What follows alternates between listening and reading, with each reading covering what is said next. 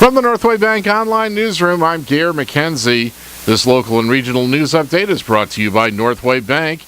Get big savings close to home with Northway Bank's Community Sense digital coupon book, filled with valuable money-saving coupons from hundreds of Northway Bank business customers. Visit northwaybank.com for more info. Northway Bank with 17 locations throughout New Hampshire. The people you know, the bank you trust. Member FDIC, equal housing lender. A spokesperson for Maine Medical Center in Portland says a 49-year-old New Hampshire Fish and Game officer who lived and patrolled in the Mount Washington Valley has died after a motorcycle crash Sunday afternoon in Wolfboro. Conservation Officer Sergeant Brian Abrams had been listed in critical condition at the hospital yesterday. Wolfboro Police Lieutenant Dean Rondeau says Conservation Officer Brian Abrams lost control of the 2013 black Harley-Davidson cruiser he was riding down a steep hill in Wolfboro shortly after 4 o'clock Sunday afternoon. Wolfboro Police, Fire Rescue, and Stewart's ambulance responded to the scene near 975 Beach Pond Road and found Abrams, who was not wearing a helmet, had been ejected from the bike during the low-speed crash into a nearby field where he hit his head. Abrams was just leaving a horse riding event one of his children had participated in at High Meadow Farm. Rondeau says the road was clear and dry and it was sunny at the time. He says his department extends its condolences to Abrams' family and the Valley community, saying he understands Abrams was, quote, an awesome public servant. A statement from New Hampshire Fish and Game is expected later today. Ospey police say a 58-year-old Ospey man is being held at the Carroll County Jail and his bail set at $10,000 cash after he was arrested 3 times in less than 3 months for allegedly driving while intoxicated. Detective Sergeant Bob King says Paul Harry was first charged with aggravated DWI June 15th when tests revealed his blood alcohol content was allegedly 0.24%. Harry was arrested again late last month for DWI and conduct after an accident for allegedly causing an accident while driving under the influence of alcohol.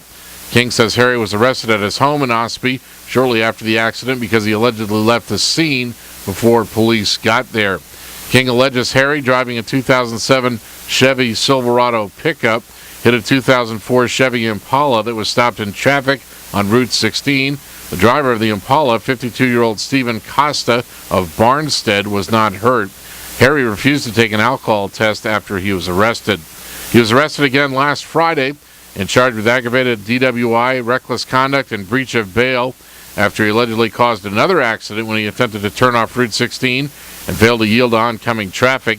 King says Harry's Silverado was hit by a Honda Odyssey being driven by Peter Hack of West Newbury, Massachusetts, who was not hurt. Police allege preliminary tests of Harry's blood from that incident found his blood alcohol level exceeded 0.30%. He's scheduled for trial early next month. In Maine news, Mainers concerned about smart meters are getting a chance to voice their opinions.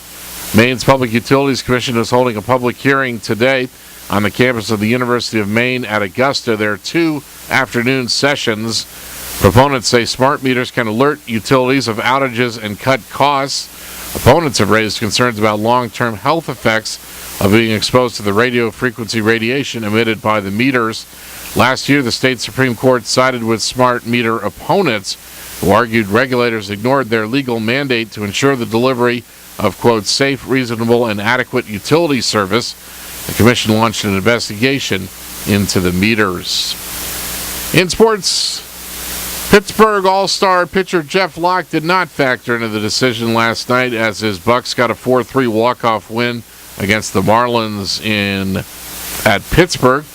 Locke pitched 5 2/3 innings, gave up 9 hits, walked 3, and struck out 4. His personal record remains at 9-3. His ERA is 2.47. The Bowie Bay Sox edged the New Hampshire Fisher Cats in Manchester 2-1, and the Richmond Flying Squirrels beat the Portland Sea Dogs 8-2 last night at Hadlock Field in Portland. The Red Sox overcame a tough start for a 15-10 win over the Houston Astros last night in Texas. In the weather today, partly sunny, highs in the mid-70s, upper 70s in southern Carroll County. Light winds becoming south 10 to 15 miles per hour this afternoon. Partly cloudy tonight, scattered showers after midnight, lows in the mid-50s, upper 50s in southern Carroll County. And showers likely Thursday with a chance of thunderstorms, highs in the mid-70s. From the Northway Bank Online Newsroom, I'm Gare McKenzie.